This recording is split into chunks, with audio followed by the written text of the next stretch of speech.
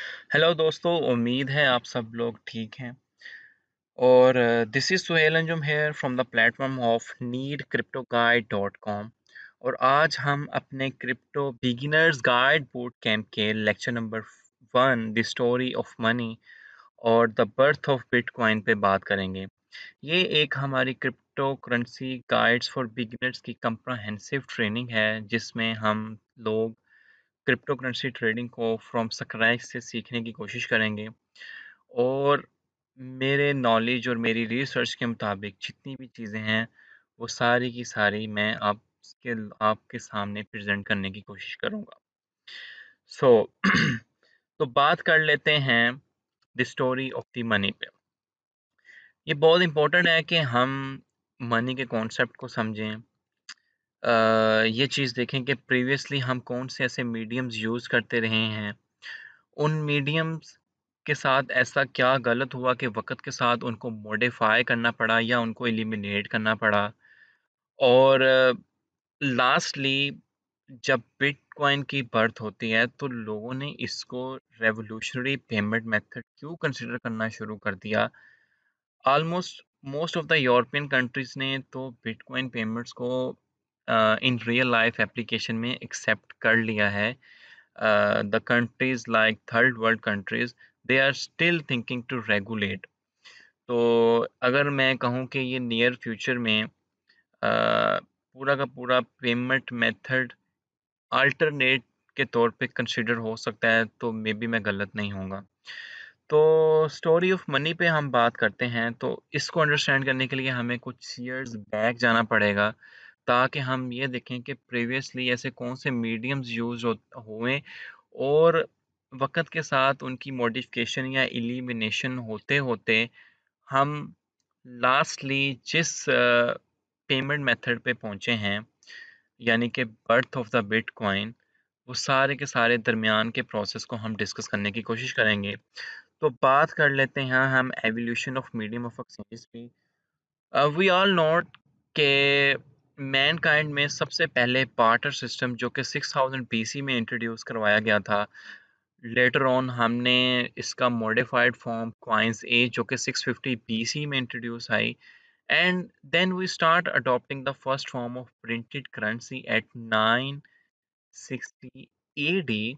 और इसके बाद चेक्स और प्लास्टिक कार्ड्स, जिसको हम आज डेबिट कार्ड, क्रेडिट कार्ड के नाम पे भी जानते हैं, उसको हमने 1659 एडी में इसका इंट्रोडक्शन देखा और लोगों ने इसको अडॉप्ट किया।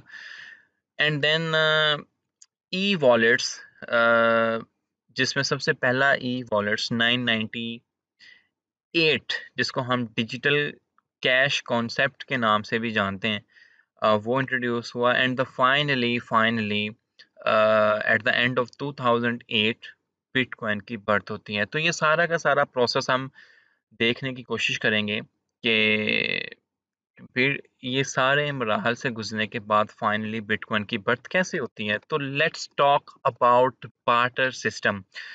बार्टर सिस्टम के बारे में बात कर लेते हैं।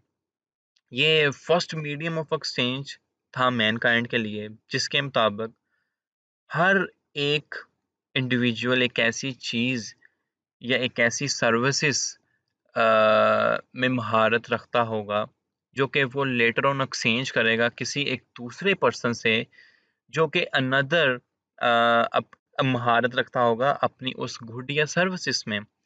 तो से डैट हम इस अपनी स्नैप में भी देख सकते हैं बार्टर सिस्टम को, if one is specialized in production of bananas and one is specialization in writing, so they can exchange, like किसी चीज़ के बदले हम किसी चीज़ को एक्सचेंज कर सकते हैं। तो इसको हम देखते हैं इसके क्या बेनिफिट्स थे और क्या पिटफॉल्स थे बार्टर सिस्टम के। हम कोई भी चीज़ इससे ट्रेड कर सकते थे एज़ फॉर एज़ के दोनों पार्टीज़ हमारी एग्री होनी चाहिए। कोई भी गुड, कोई भी सर्विस या कोई भी सप्लाई हम अपनी नीड के मुताबिक एक्सचेंज कर सकते थे। तो इसके कुछ पिटफॉल्स थे, वो हम देखते हैं। कॉमन यूनिट कोई नहीं था। कॉमन यूनिट से मुराद में भी कि वन पर्सन कुछ एक्सपेंसिव गुड्स या एक्सपेंसिव सर्विस में महारत रखता है और जिससे वो ट्रेड करना चाहता है, वो मे बी उसकी सर्विसेज या उसकी गुड्स इतनी ज़्यादा एक्सपेंसिव नहीं है, तो एक कॉमन यूनिट की ऑलवेज कमी फील होती थी। गुड्स आर पेरिशेबल, ये चीज़ इंपॉर्टेंट है कि हम अगर कोई पर्सन किसी भी सर्विस में महारत रखता है या किसी गुड्स की प्रोडक्शन में महारत रखता है, तो वो 4 सीजन्स के लिए नहीं चला सकता उसको। मे बी फॉर 1 सीज़न उसकी सर्विस की काफ़ी डिमांड रहेगी और वो अपनी सप्लाई एंड डिमांड के फिनोमेना से काफ़ी अपने आप को कैश कर सकता है। इसकी एक इंटरेस्टिंग एग्जांपल देख सकते हैं कि you can't keep your fresh eggs to trade next season or save rice for your retirement। तो यहाँ से हम देख सकते हैं कि कोई पर्सन अगर एग्स की प्रोडक्शन में महारत रखता है, तो वो अ, इसको पूरे के पूरे होल सीजन में मे बी ट्रेड ना कर सके, और एक जो पर्सन राइस प्रोडक्शन रख रहा है, तो वो टिल डेथ में भी उसकी वो डिमांड एंड सप्लाई उसकी प्रोडक्शन की ना रहे। एक बहुत इंपॉर्टेंट फ्लॉ इसका ये भी था कि इसमें कोई सिक्योरिटी सिस्टम नहीं था।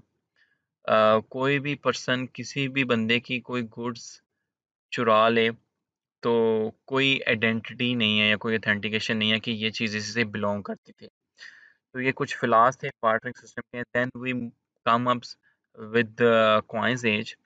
हमने गोल्ड कॉइन्स के कॉन्सेप्ट को अडॉप्ट करना शुरू कर दिया, जिसने बार्टर सिस्टम का एक सबसे बेसिक प्रॉब्लम जो सॉल्व किया था, वो था common unit of value.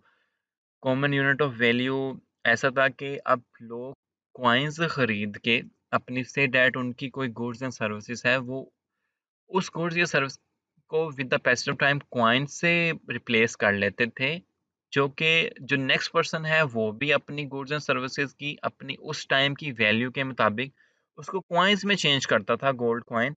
And then later on जब दोनों लोग अपनी गुड्स या सर्विस को एक्सचेंज करने आते थे, तो वो कॉइन्स के ज़रिए अपनी एक वैल्यू को बताते थे कि भाई मेरी जो सर्विस है वो इतने गोल्ड कॉइन्स के इक्विवेलेंट हो सकती है। तुमने अगर करना है तो you should give me this amount of gold coins. तो इट्स मीन कि कॉमन यूनिट ऑफ वैल्यू का प्रॉब्लम बार्टर सिस्टम का जो सबसे बड़ा प्रॉब्लम था, वो गोल्ड एज में सॉल्व होता नज़र आया हमें। दूसरी जो मोस्ट इम्पोर्टेंट थिंग थी, नॉन पेरिशेबल। यार गोल्ड कॉइन्स की कोई एक्सपायरी नहीं है, आप इन्हें for the rest of life भी यूज़ कर सकते हो। सो इट्स मीन यहाँ पर एक बहुत इंपॉर्टेंट चीज़ हमें समझने की ज़रूरत है, जो कि है डिमांड एंड सप्लाई। क्योंकि limited amount of gold reserve है इस दुनिया में, सो इट्स मीन कि डिमांड जो है वो always keep rising, always keep rising, where is we know that कि सप्लाई तो लिमिटेड है। तो इट्स मीन कि गोल्ड की value with the passage of time बढ़ती ही रहेगी। यहाँ पर एक बहुत इम्पोर्टेंट पॉइंट है जो कि मैं आपसे डिस्कस करना चाहूँगा, वो ये है कि गोल्ड जो है वो नॉन इन्फ्लेशनरी है। ये चीज़ हमें बिटकॉइन की एज पे भी, जब हम बिटकॉइन स्टेज पे पहुंचेंगे, ये हमें अंडरस्टैंड करने में बहुत हेल्प करेगी। क्यों? जैसे मैंने डिमांड एंड सप्लाई की बात की है कि गोल्ड कॉइन इस दुनिया में लिमिटेड है, या गोल्ड इसमें लिमिटेड है इस टाइम। तो इट्स मीन कि डिमांड एंड सप्लाई का कॉन्सेप्ट इसमें लगेगा। तो इस वजह से जो बिटकॉइंस हैं वो भी दुनिया में लिमिटेड ही हैं, तो उनमें भी डिमांड एंड सप्लाई का फिनोमेना लगेगा। सप्लाई जब भी लिमिटेड होगी तो डिमांड ऑलवेज हाई ही होगी। ये चीज़ हम बिटकॉइन में लेटर ऑन डिस्कस करेंगे काफ़ी डिटेल से। और दूसरा इम्पोर्टेंट इसका बेनिफिट ये था कि gold coin was easily transportable. हम इसको किसी भी जगह लेके जा सकते हैं, जो कि एक और प्रॉब्लम सॉल्व होती हमें नज़र आई बार्टर सिस्टम की, कि अगर को बंदा जिसकी कुछ सर्विसेज हैं, से डैट वो काओ उसका एक वो है सर्विसेज प्रोवाइडर है कि काओ मीट या काओ मिल्क सर्विसेज प्रोवाइडर है, तो उसकी जो गुड है वो इट्स मीन बड़ी है, साइज साइज मैटर करेगा ना। तो इट्स मीन कि वो जब कैरी करेगा तो it's hard to carry with them. तो गोल्ड जो कि साइज में छोटा है, तो it's mean is easily transportable. तो फ्लॉज ऑफ गोल्ड कॉइन में देखते हैं कि yes, we all know gold coins is very expensive to mine and need a lot of hard work as well to mine the gold. तो gold को mine करना इतना easy नहीं है। अगर हम देखें टुडे करेंसी जिसको हम फिएट करेंसी भी कहते हैं, आज के दौर में हम कंपेयर करें गोल्ड कॉइन्स को ट्रांसपोर्ट करना, कैरी करना और करेंसी को कैरी करना, तो हमें एक फ्लॉ ये नज़र आएगा कि टुडे करेंसी के रेफरेंस के मुताबिक हम गोल्ड कॉइन को हैवी टू कैरी अराउंड है with respect to today currency. Yes, and gold coin easily be stolen and used by anyone. तो बार्टर सिस्टम का जो सबसे इम्पोर्टेंट फ्लॉ एक ये भी था कि कोई भी बंदा कोई गुड्स को चोरी कर ले और लेटर ऑन वो क्लेम कर लेता है उसको किसी एक्सचेंज में सर्विस एक्सचेंज करने में।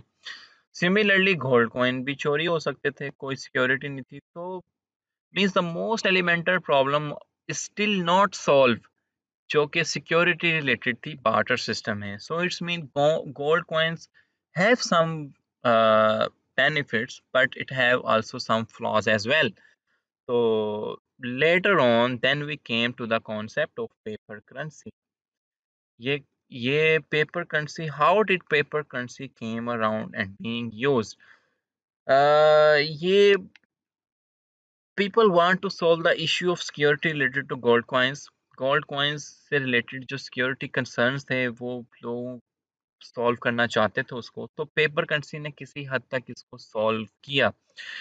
वो हम इनके बेनिफिट्स में देख सकते हैं। सबसे पहला बेनिफिट जो पेपर करेंसी एज में था कि ये lighter and cheaper to produce था एज कम्पेयर टू गोल्ड, क्योंकि गोल्ड में माइन करना और वो एक एक्सपेंसिव प्रोसेस भी हो सकता है। Initially backed in value by gold. ये चीज़ यहाँ पर इम्पोर्टेंट फॉर डिस्कशन है कि इनिशियली जो backed in value by gold थी कि लोगों ने एक थर्ड पार्टी पे ट्रस्ट किया, वहाँ पे उन्होंने गोल्ड को जमा करवाना शुरू किया एंड देन उसके बदले में एक फियाट करेंसी को लिया, और जिसको आज हम बैंक्स के नाम के भी तौर पे जानते हैं, वो थर्ड पार्टी को हम बैंक्स भी कह सकते हैं कि लोगों ने वहाँ पे गोल्ड जमा करवाने शुरू किए और उसके इक्विवेलेंट कोई फियाट करेंसी लेनी स्टार्ट करती and then they start trading with each other कि वो उस गोल्ड जितना गोल्ड जमा करवाते उसके इक्विवेलेंट उनको कोई ना कोई फियाट करेंसी इशू कर दी जाती जो कि बैक्ड बाय गवर्नमेंट थी, तो इट्स मीन अथॉरिटीज़ की इन्वॉल्वमेंट इसमें स्टार्ट होनी शुरू होगी। ये चीज़ हमें काफ़ी हेल्प करेगी अंडरस्टैंड करने में जब हम बिटकॉइन को डिस्कस करेंगे, जो कि एक डिसेंट्रलाइज्ड प्लेटफॉर्म है जिसके लिए किसी अथॉरिटी या किसी रेगुलेटरी की इतनी ज़रूरत नहीं है। ये चीज़ हम वहाँ पे बिटकॉइन एज में डिस्कस करेंगे, क्योंकि मेन मैनिपुलेशंस गवर्नमेंट भी कर सकती है। इसी वजह से ही बिटकॉइन की बर्थ होती है जो कि हम बिटकॉइन एज में जाके देखते हैं।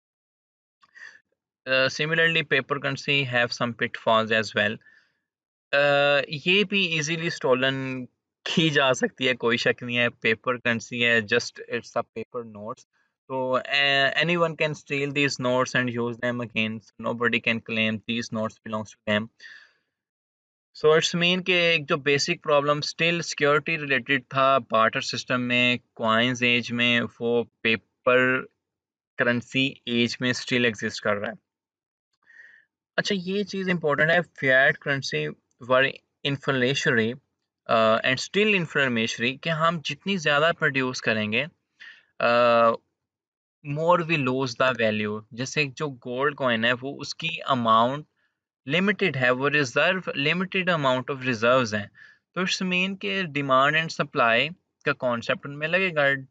Demand always keep rising and because the supply is limited, तो इन्फ्लेमेशनरी फिएट करेंसी इज इन्फ्लेमेशनरी बिकॉज कि हम जितनी प्रोड्यूस करेंगे वक्त के साथ इसकी वैल्यू कम भी होगी।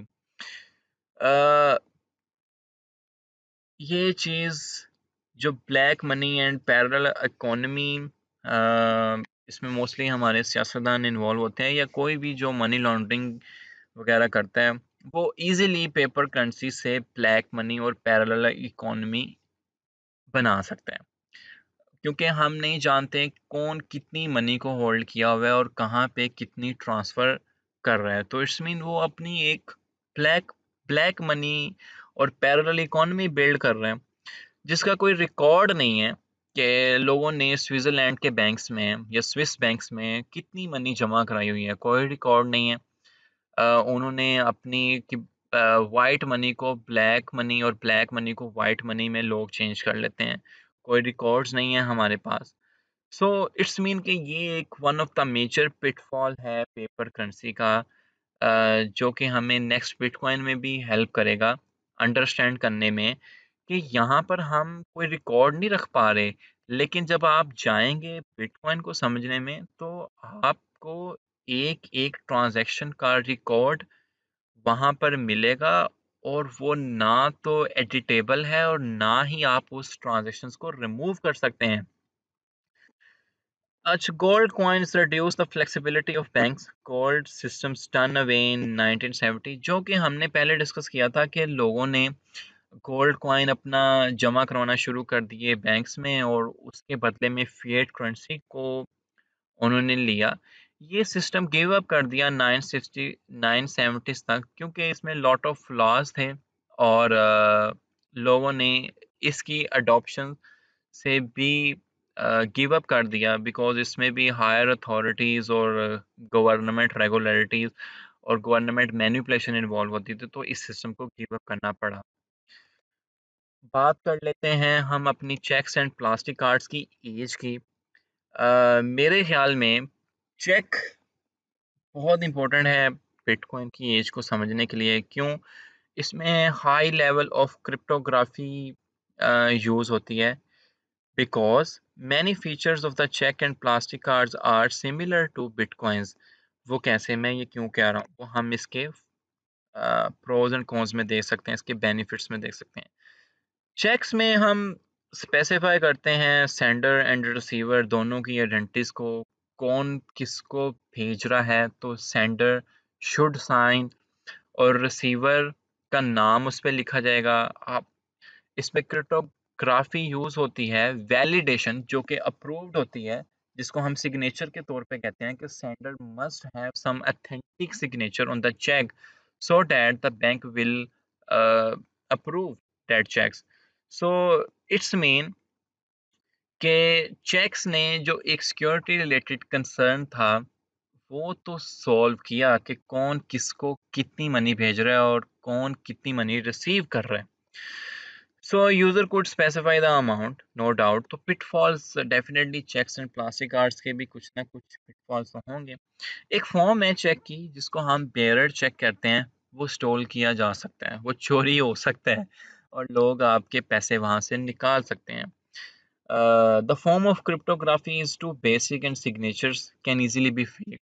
ये हम जानते हैं कि आजकल के एडवांस दौर में जो लोग काफ़ी महारत रखते हैं कॉपी एंड पेस्ट में, तो इट्स मीन लोग सिग्नेचर्स को भी फेकली कर सकते हैं। लेकिन लेटर ऑन इस चीज़ में काफ़ी इम्प्रूवमेंट आई है, जो कि ऑन कैश चेक्स एंड के without authentication of the sender को बंदा कैश नहीं करवा सकता जो रिसीवर एंड पे है। सबसे बड़ा प्रॉब्लम जो चेक चेक और प्लास्टिक कार्ड एज में फेस करना पड़ा या लोग करते हैं स्टिल, वो है ट्रांजैक्शन वेरिफिकेशन टाइम। ये चीज़ समझने के लिए हमने मोस्टली चेक कैश करवाए हैं, जिसमें क्या होता है कि sender will give cheque to receiver and then receiver will deposit the cheque to his bank. जब वो बैंक में जाएगा, वो बैंक वो चेक बैक सेंडर के बैंक में भेजता है कि भाई इस के बंदे के अकाउंट में देखें पैसे हैं या नहीं है। वो वैलिडेट करते हैं, ओके ही हैव अमाउंट, वहां से अप्रूवल आती है एंड देन अगेन रिसीवर के बैंक में आता है और एक अप्रूवल मैसेज के साथ अ, वो रिसीवर को नोटिफाई किया जाता है कि चेक कैश हो गया है। तो इट्स मीन कि ये काफ़ी ज़्यादा टाइम इस प्रोसेस के अंदर लग जाता है। से डैट कि मैंने किसी पर्सन से एक चेक के चेक मैंने दिया और मैं किसी सर्विसेज को चाहता हूँ, जो बहुत बड़ा फ्लॉ है इसके वेरिफिकेशन टाइम में, मैं अब गुड्स को यूज़ करना चाहता हूँ इमीडिएट बेसिस पे, या जो मुझे सर्विस चाहिए वो इमीडिएट बेसिस पे चाहिए, और अगर कोई मुझे चेक इशू करता है लेटर ऑन, उसके बैंक में कोई प्रॉब्लम आ जाती है कि उसके चेक बाउंस के नाम से भी हम जिसको जानते हैं कि उसके बैंक में पैसे नहीं थे ये वो, तो इट्स मीन ये जो एक बहुत बड़ा पिटफॉल है, जो बहुत बड़ा फ्लॉ है, ये चेक से रिलेटेड स्टिल अभी एग्जिस्ट करता है कि हम lot of we openly heard के चेक्स जो हैं वो बाउंस हो जाते हैं, एंड देन फाइनली हम ई वॉलेट्स के कॉन्सेप्ट्स पे मूव होते हैं। फर्स्ट ई वॉलेट जो कि पेपाल के नाम पे जाना जाता है, 1998 में जो इंट्रोड्यूस करवाया गया था, डिजिटल कैश, इसको वॉलेट का दूसरा नाम डिजिटल कैश भी कह सकते हैं। तो इसमें हमें no need of paper money, so it's mean we can do transaction digitally within seconds, within hours. तो ई वॉलेट्स के जो बेनिफिट्स में हम देखते हैं कि इसमें सबसे पहले हमें पेपर मनी से डील नहीं करना पड़ रहा, और ना ही बहुत हैवी वॉलेट्स को कैरी करना पड़ रहा है। तो इट्स मीन आप digitally with in with your laptop or with your smartphone, you can do thousands and millions of transactions as well। और इसमें जो सिक्योरिटी रिलेटेड कंसर्न है वो भी हमें सॉल्व होता इशू नज़र आता है कि हाई लेवल ऑफ क्रिप्टोग्राफी इसमें यूज़ हो रही है, जिसमें हम मोस्टली 2FA, बायोमेट्रिक, आई स्कैनर और बहुत से चेक्स लगा सकते हैं अपनी ट्रांजेक्शन्स को अप्रूव करने में। फास्ट, एफिशिएंट, कन्वीनियंट, कोई शक नहीं है कि ये e wallets are fast, efficient, convenient, और transaction verification can be done in seconds. Biggest issue resolve हुआ जो कि चेक केज में हमने देखा कि sender and receiver verification time वो सॉल्व होता नजर आया हमें ई वॉलेट से, और higher accountability in the track of every transaction can be monitored. कोई भी ट्रांजेक्शन इसमें भी एडिट या रिमूव नहीं की जा सकती। तो इट्स मीन कि ये चीज़ जब ई वॉलेट्स पिटफॉल्स में हम देखते हैं कि ई वॉलेट्स ने बहुत अच्छा परफॉर्म कर रहे हैं, या सब कुछ बिल्कुल ठीक है ई वॉलेट्स को लेके, people can move all the way from fiat to e wallets. तो ऐसा क्या होता है कि why we still need an alternative system, why we still need alternative system? क्योंकि जो ई वॉलेट्स हैं ये भी गवर्नमेंट रेगुलेटेड हैं, गवर्नमेंट इनको वैल्यू बैक करती हैं। So it's mean there is a still part of the existing financial infrastructure. Uh, World saw the existing errors and flaws with the existing financial structure. ये चीज़ हम देख सकते हैं 1929 के क्राइसिस में, और जब 2008 के क्राइसिस आते हैं, जिसमें गवर्नमेंट मैनिपुलेशंस, बैंक मैनिपुलेशंस, और जो लोगों की मनी के साथ गेप किया जाता है, अ, वो चीज़ हमें समझने में, ये ई वॉलेट्स के कॉन्सेप्ट को समझने में हेल्प करेगी कि यहाँ भी स्टिल इट इज़ पॉसिबल कि लोग मैं इसको गवर्नमेंट मैनिपुलेट कर सकती है, इसको बैंक्स मैनिपुलेट कर सकते हैं, क्योंकि ई वॉलेट्स में जितनी भी ट्रांजैक्शन होती है वो प्रॉपर्ली रेगुलेटेड है, मॉनिटर्ड है। तो इट्स मीन कि जो corrupt and inefficient corrupt system है वो स्टिल एग्जिस्ट कर रहा है। और 2008 में जब क्राइसिस आते हैं तो बहुत सारे जो लार्जेस्ट इन्वेस्टमेंट बैंक्स थे वो डोमिनो इफ़ेक्ट की वजह से क्रैश करते हैं, और जो लोगों ने जितने पैसे उन बैंक्स में रखवाए थे वो मनी उनकी लिक्विडेट वो करते हैं, और पीपल जब वहाँ से अपने सारे के सारे पैसे इमीडिएट बेसिस पे कैश करवाना शुरू करते हैं, तो it's mean bank also liquidate हो जाते हैं। ये चीज़ थोड़ी समझनी पड़ेगी कि 2008 के क्राइसिस में किस तरह बैंक्स ने और गवर्नमेंट ने लोगों के पैसे को मैनिपुलेट किया और उनको लिक्विडेट किया। लार्जेस्ट रिसेशन हमें देखना पड़ा आफ्टर 1929, और बैंक्स ने मिसयूज़ किया मनी को and they lost it. and they lost it the hard earned money of peoples. So it's mean this is when people understood that there is no alternative and they started withdraw money at the large scale. So it's mean जब लोगों ने देखा कि उनके पैसे तो banks में भी सेव नहीं है, तो उन्होंने लार्जेस्ट स्केल पे अपने पैसे जब विड्रॉल करवाने शुरू हुए तो एक बहुत बड़ा रिसेशन और क्राइसिस देखने को मिला। बाय द वे, मैं जो वीडियो अपनी रिकॉर्ड कर रहा हूँ वो इस कोरोना क्राइसिस के दौरान कर रहा हूँ, तो हमने देखा रिसेंटली जो कि क्रूड ऑयल से जो भी हुआ है, क्रूड ऑयल फ्रॉम 32 पर बैरल से हमने ज़ीरो तक उसको ट्रेड होते देखा है। तो इट्स मीन ये भी एक रिसेशन है और लोगों की हार्ड अर्न्ड मनी जो इन्वेस्टेड थी वो लिक्विडेट होगी। Some people become from hero to zero, it's mean कोई अरबपति खरबपति ज़ीरो हो जाता है, और जिन्होंने देन ज़ीरो से इन्वेस्टमेंट की है आफ्टर दिस मैनिपुलेशन तो वो अरबपति भी बनते हैं, लेकिन मोस्टली लोग लिक्विडेट ही हुए हैं। तो यही चीज़ हमें 2008 के फाइनेंशियल क्राइसिस में समझने की ज़रूरत थी कि we need an alternative system and message to be sent to the financial system. If you don't perform, there is another person we can go with. There is another option, so we can go with. So it's mean इस financial crisis के बाद governments को, banks को एक message send करना बहुत ज़रूरी था कि अगर आप नहीं हैं तो there is a still payment system available. We can adopt and we can do our transactions and we can save our money.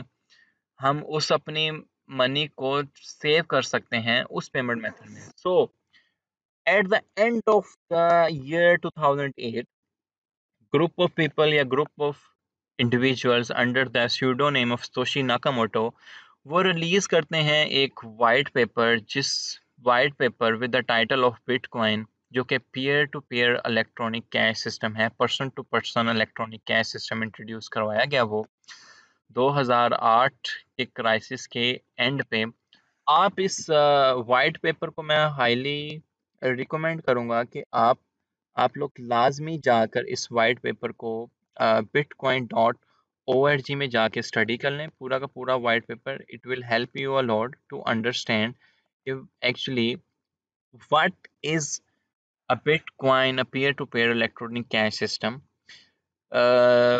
Okay, ये आप स्टडी करें, आप पूरा का पूरा वाइट पेपर पढ़ें, जो कि काफ़ी आपको हेल्प करेगा कि ये कैसे पेमेंट मेथड, एक कैसे रेवोल्यूशनरी पेमेंट मेथड कंसिडर हो सकता है। ओके, सो इसके काफ़ी सारे फ़ायदे हैं बिटकॉइन के, जो कि हम आने वाली अपनी वीडियोस में देखेंगे कि बिटकॉइन को रेवोल्यूशनरी पेमेंट मेथड तो कहा गया है, वो क्यों कहा गया है। कुछ हम यहाँ पे देख लेते हैं कि concept of having an intermediate to handle the money. ये एक डिसेंट्रलाइज्ड प्लेटफॉर्म है। डिसेंट्रलाइज्ड मींस नोबडी होल्ड्स, कोई भी पर्सन इस पे होल्ड नहीं कर रहा, या गवर्नमेंट से रेगुलेटरी नहीं है, या बैंक्स इस पे होल्ड नहीं है। जो भी पर्सन इसको होल्ड करेगा वो इसका मालिक होगा। बिटकॉइन, जो भी पर्सन जितने बिटकॉइन एक्वायर करेगा, it's mean that bitcoins belongs to him or belongs to them. So this is the reason to say that Bitcoin is most sophisticated and disruptive technology ever invented. कोई शक नहीं है कि जो blockchain technology और bitcoin revolutionary payment method introduce करवाया गया, वो एक डिस्ट्रप्टिव टेक्नोलॉजी कंसिडर हो सकती है, क्योंकि बिटकॉइन से जितनी भी ट्रांजैक्शन, जितनी भी पेमेंट्स आप किए करेंगे, उन्हें आप रिमूव नहीं कर सकते, वो एडिट नहीं कर सकते, वो ब्लॉकचेन सर्वर के साथ बाकायदा ब्लॉक टेक्नोलॉजी पे वर्क करेंगी। इंशाल्लाह we will see in next our videos के ब्लॉकचेन टेक्नोलॉजी के साथ बिटकॉइंस की पेमेंट्स कैसे सिक्योर हैं, कैसे हाईली इन्वॉल्व क्रिप्टोग्राफी इसमें यूज़ होती है, जो कि हमारे ई वॉलेट्स में भी यूज़ होती थी, लेकिन वो जो ई वॉलेट्स के पिटफॉल्स को भी सॉल्व बिटकॉइन पेमेंट मेथड करते हैं। In the next video we will see how bitcoins works, how to buy and sell Bitcoin, how to make profits from trading of bitcoins, and the most importantly, why it is so disruptive and proposes to completely replaces and upgrade the current financial system. ये हम देखेंगे कि ये current financial system को कैसे replace कर सकता है।